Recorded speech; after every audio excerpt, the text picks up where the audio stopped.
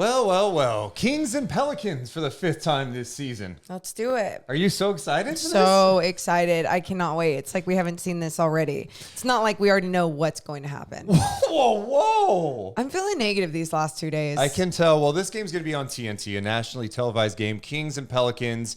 You've got Kevin Harlan, Reggie Miller on the call with Chris Haynes on the sidelines. Pelicans are 4-0 against the Kings, and it hasn't been close. Before we even talk about the matchup, personally, I just don't love how the Kings are playing offense right now.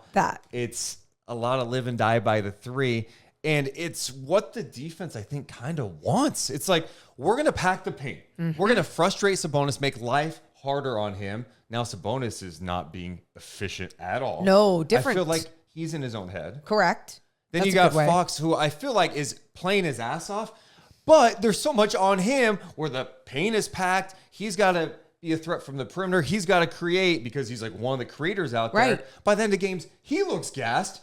Teams are like, you know what? We'll pack the paint. We'll try to stop Fox and Sabonis, and we're fine with Keon taking threes. We're fine with Davion and HB taking threes. Yeah, it feels like all the teams that they've been playing lately execute their game plan. And their game plan, like you mentioned, it's slowing down Domas. It's collapsing on him in the paint. And it's making their offense not look like the offense that we've seen before. But I think something that you and I talked about even after the OKC loss, and we've been talking about a lot more, is really seeing the impact that Malik Monk and Kevin Huerter were making with this team, just posing as threats on the offensive end. The amount of assists Sabonis has this season, and 46% of them were with Malik Monk and Kevin Huerter. I mean, even if Kevin Huerter was in his, worst times playing out there, he was still not only posing as that threat, he was moving without the basketball. So teams had to make sure that they knew where he was,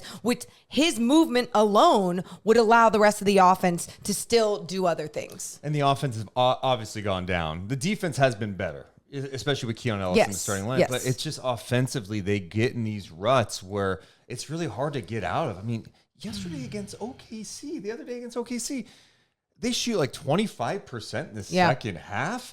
I just want them to have a little more balance. Like, hey, don't be afraid to step into a mid-range shot. I think they're playing right into what the defense wants. And now you're taking on a Pelicans team who is a pretty good defensive team. Yeah, and I think that's all that is a pump fake, one dribble in. And you go, oh, that's a long two. Long twos are like against everything the NBA says to do. No. If your shit ain't falling from beyond the arc, take that step in. Take those 2 steps in. If you can't get into the paint because it is already so busy in there because teams are already collapsed in there, they're going to be like, okay, you can shoot that 3. Still try to attack their body. Use some force on the offensive end. I mean, do not play into what they want you to do. Yeah, and then you could tell, too. You talk about Huerter and his spacing he provides and the threat of spacing, his ability to move off the ball, some of his passing. But with Malik, just his ability to break down the defense, the pick and roll game with Sabonis. There's so much that they miss with those two out of the lineup. It's impacted them. Now, looking at this matchup, Kings and Pelicans, this is just an awful matchup. Yep. This team, I think, exposes all the Kings' weaknesses, right? Okay. They've got size, they've got length, they play physical. Yeah. The Kings just don't have a ton of size on this roster. Looking at the 4 matchups, the Pelicans have won by an average of 21 points per game. Cool. In those matchups, Sacramento averages 105 points per game. Sweet. 42% shooting. Okay. 31% from 3. Whatever. The Pelicans average 126.5 points. Shooting 100%. 54% shooting. And then 56.5 points in the paint. Zion, Cool. CJ, and BI all have averaged above 20 points per game. Yeah, CJ shooting 60% against the Kings. BI, who's may not even play in this game, shooting 53% against Sacramento. Zion at 67.5. Oh, and let me add some more for you. No. This is just offense. Trey Murphy has only played in 2 of the matchups against the Kings. He's been really good since the All-Star break. We haven't even hit on the fact that this team has done a great job on De'Aaron Fox this year. Well, that's it. You talked about what they bring to the table, and one of the things you mentioned was length and physicality. And when that length and physicality is on De'Aaron Fox, it disrupts his game. I mean, for good reason. It's not like, oh, how can De'Aaron Fox not fight through it? He is doing everything he can to fight through some of these long physical defenders, and it's a difficult matchup for him. And when you take De'Aaron Fox out of it, you're having to depend on so many different guys that you haven't been able to depend on lately. In those matchups this year, De'Aaron Fox averaging 18 a game. Yeah. 35% shooting. Yeah. I mean, give credit to the Pelicans defense doing a good job on him. And it's just crazy to think that they have to play a 5th game against a team that truly has their number. And this is why the Pelicans have scared me all season long. Whenever people are like, yeah, but Keegan was didn't even play in 2 of those matchups. One game he came out after 10 minutes or whatever it was. And I go, yeah, but you see the force that the Pelicans play with, that matchup, and how difficult it is for the Sacramento Kings. What makes you think 2 players down, Malik Monk and Kevin Huerter, rotation completely different than it even was in those games, that it's going to be different on Thursday? Well, since the All-Star break, Sacramento's 12th in offensive rating. They are 9th in defense. Since the All-Star break, New Orleans is 11th in offense. They're 5th in defense. Sacramento 14 and 11 since the break. New Orleans 14 and 10. They've had to deal with BI being out too. He's participating in one-on-one workouts, so I don't know if he's going to be able to go Thursday night with or without him. Like you said, it's going to be tough. And I think it comes down to this. Your stars have to be stars now, if you want a chance. And it's going to take Fox playing his A game beyond belief. Beyond belief, like he did in the not first just half. in the first half. Yeah, but he needs help, and Sabonis has to respond. Sabonis in these matchups this year, actually his numbers aren't bad. It's 19 points. Okay. The rebounding is down, and this is the area you look at. Valanciunas is in there. You got long arms. And Zion, just having that size. 10.5 rebounds, 7.5 assists, 65% shooting for Sabonis, but Valanciunas does such a great job because of his size. Those two know each other really well, and the Kings have had zero answer for anything else. I mean, they've just been dominated, and it's hard to think anything will change in this game tonight or tomorrow night. I feel like we're being so negative with it, but I think I'm just getting to the point of the year, this season with the Kings, where I'm like, they don't have the horses. But they don't have the horses, and even at full strength, I don't like them against this team. It's not only that. I was going to say it's track record. Yeah. I mean,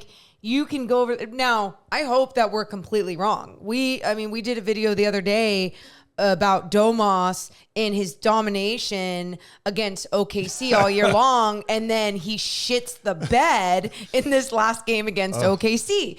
So you never know if it's going to be one of those nights for the Pelicans where they just don't have it. And the Kings were all on their A game. But that's what it's going to have to take. Because if the Pelicans are on their A game and the Kings are on their A game, then it's just going to be a fun game. But if the Pelicans aren't playing up to par and the Kings are playing their A best game, it can be a Kings win. How much do you think the Kings need this game mentally? You already know the answer to that. I feel when I say that, because it's no shit, 0-4 against this team. Smacked. And exactly. It's like what we talked about last year every single time against the Golden State Warriors. It felt like the Kings just could not get that dub against the Golden State Warriors. Unless it was some crazy game, whatever it was. And then they had the playoff series against them. And sometimes you just need that last one to make sure, for your own sake, going into big games like a play-in game and or a playoff series, that you have that capability of overcoming that mentally against a team that has shut you down mentally and physically all year long. Yeah, so sure, from that standpoint, it's huge. I guess I just don't have a lot of confidence in it because track record has showed me otherwise. Yes. What are your predictions for this game? Or by the way, are you being too negative about this? Yeah. Let us know in the comments below. And you know what? I'm going to challenge you guys. Give us some ways the Kings can win this game. For me, Fox Sabonis have to be great. Okay. Keegan's got to be locked in, and you got to get bench production. Keegan being locked in, is that a certain amount of shots? Oh, I need aggressive Keegan. Got I it. like how aggressive he's being lately. Okay.